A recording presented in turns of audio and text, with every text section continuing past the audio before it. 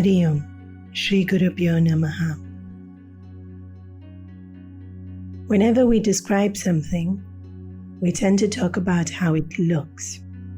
And so this is a theme that we see recurrent in the scriptures.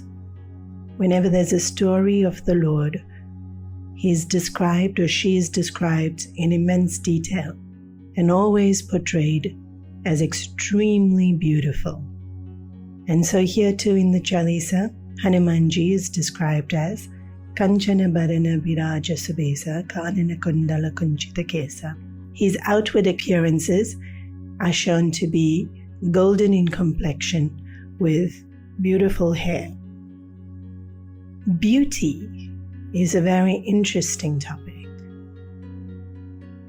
Definition in terms of the dictionary is something that has an aesthetic sense, but also defined to be that which is pleasing. The topic of beauty comes up in modern culture with social pressure, especially put on the younger generation to look a certain way. But the way we see beauty or the way we define beauty is extremely personal and also, interestingly, very cultural.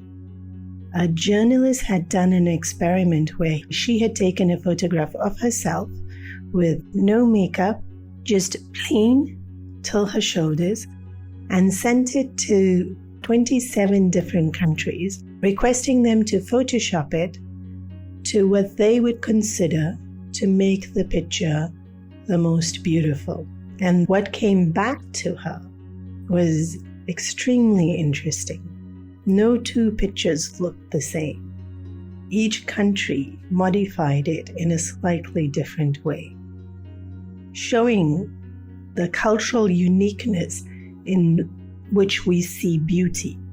But in whichever way we see it, even within one culture, if you look at the Vogue magazine cover from the 1960s, 1970s, 1980s, even there within one culture you'll find there's a definite change in what is typically amplified or portrayed to be beauty. And so what is beauty at the end of the day? True to the saying, beauty is in the eyes of the beholder. And in terms of us, so much effort is made to look a certain way to be beautiful. And sometimes we don't notice the beauty we actually have because we're too busy trying to create it. And there is hundreds and hundreds of quotes that are available telling us about how beauty is only skin deep or far too superficial. And the one I guess I like the most is the outer beauty will capture the eyes, but it's the inner beauty that will capture the heart.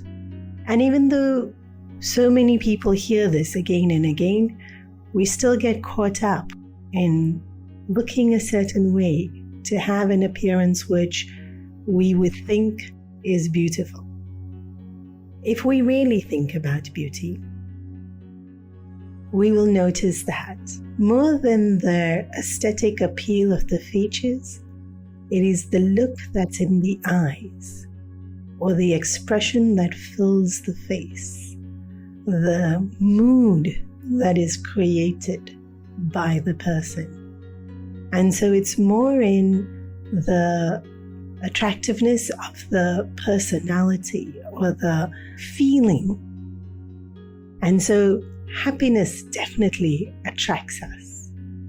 Love attracts us even more.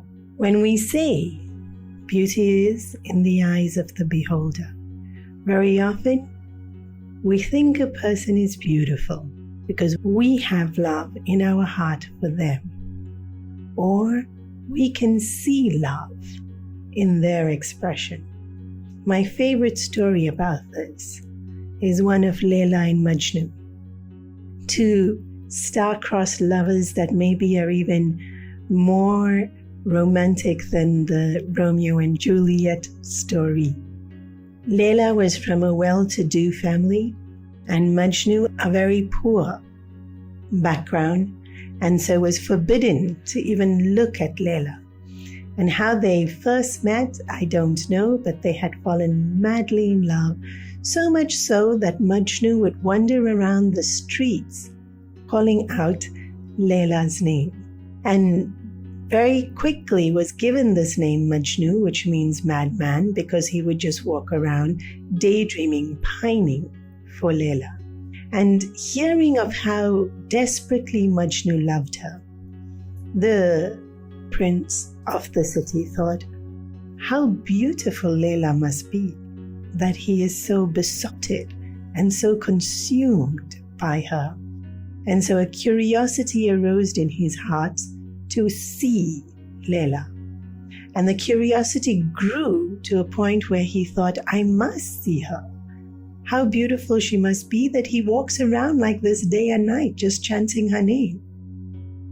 In their culture, it wasn't acceptable for a man to look upon a woman's face unless she was a family member or to be wedded to him.